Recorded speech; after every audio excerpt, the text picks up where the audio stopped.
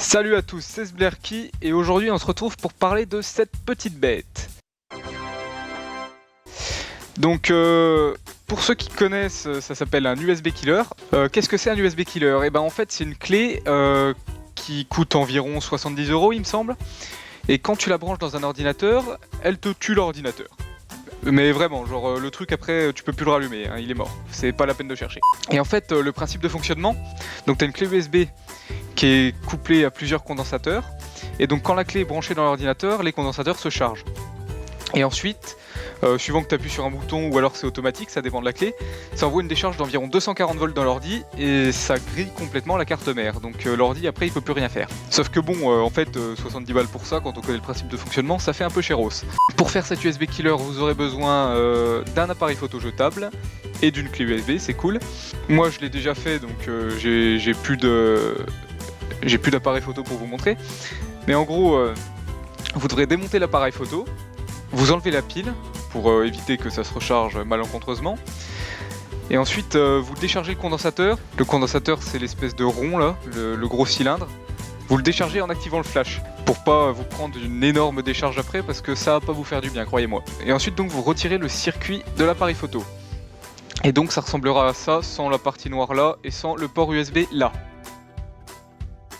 Vous faites attention à bien garder l'emplacement pour la pile. Donc l'emplacement pour la pile c'est le truc en métal comme ça. Donc ensuite sur votre clé USB vous allez la démonter et vous allez dessouder ce port USB là. Donc c'est un peu compliqué à faire quand on n'a pas trop l'habitude, mais ça devrait venir sans trop de résistance. Donc vous le dessoudez, vous gardez que le port. Et ce port là, vous allez ensuite le ressouder aux bornes du condensateur du circuit électrique. Donc le condensateur, vous pouvez voir qu'il y a deux pattes en métal qui ressortent de l'autre côté. Sur ces deux pattes, vous devez souder les broches du port USB. Donc une fois que ça c'est fait, votre USB killer est prêt. Mais malheureusement, j'ai grillé le seul PC que j'avais pour le tester. Et j'en ai pas d'autres à claquer comme ça. Donc en fait, je me suis dit, et si on faisait en sorte que ça puisse en plus griller des téléphones? On peut acheter des adaptateurs pour ça, par exemple un adaptateur que vous auriez branché là. C'est un adaptateur USB femelle, micro USB ou des trucs comme ça. Mais j'avais la flemme d'en acheter en fait. J'ai préféré souder un raccord micro USB aux bornes du condensateur ici. Donc au même endroit où j'ai soudé le port USB. Hein. Et comme ça, ça peut griller à peu près tous les appareils Android disponibles sur le marché déjà. Et tous les appareils qui se chargent avec un port micro USB en général. Mais aussi, enfin, vous pouvez aussi par exemple acheter un raccord USB femelle type C pour griller des Nintendo Switch tant qu'on y est, ou USB femelle Lightning pour les iPhones. Donc maintenant, place au test. Alors, il faut faire très attention parce que vous pouvez vous prendre une énorme châtaigne en touchant les bornes du condensateur. Donc pensez à mettre des petits gants.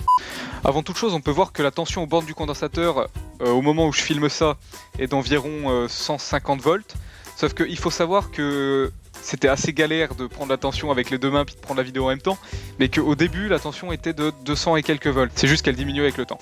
Donc 200 et quelques, c'est à peu près, pour rappeler, c'est à peu près ce que fait l'USB killer, hein, donc c'est quand même pas mal, il y a moyen de bien griller des bons ordi. Donc pour le charger, vous mettez la pile dans son emplacement et vous appuyez donc sur le bouton qui servait à charger à l'origine. C'est l'espèce de triangle métallique qu'on voit là. Donc la pile dans son emplacement comme ceci, hein. Donc là je suis en train de charger le condensateur, voilà. Le condensateur est chargé. Et donc voici notre victime, un Windows Phone, donc tout ce qui est le plus classique, hein, qui possède donc un port micro USB. Donc maintenant toute la délicatesse va être de réussir à brancher le port dans le téléphone. Donc voilà, vous voyez ça marche, hein, et ça va plus marcher.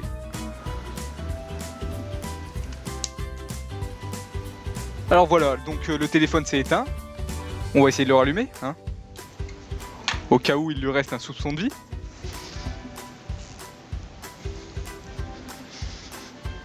Donc j'appuie à fond sur le bouton parce qu'il est un peu compliqué quand même. Mais rien ne se passe. Et donc voilà, il est définitivement mort. Donc vous avez vu l'étendue du pouvoir de cette petite chose. D'ailleurs on va le décharger parce que sinon on risque de se prendre une grosse châtaigne. Donc pour le décharger c'est simple. Vous avez vos deux pattes du condensateur, attendez, voilà les deux pattes qui sont en dessous du fil orange là. vous mettez votre tournevis sur les deux pattes. Et là bah c'est bon, il était déjà déchargé. Donc si vous voulez que je fasse un tuto un peu plus approfondi sur les soudures, tout ça, bah n'hésitez pas à me le dire parce que c'est vrai que quand on n'a pas trop l'habitude ça peut être un peu compliqué. Et puis à la prochaine pour une nouvelle vidéo.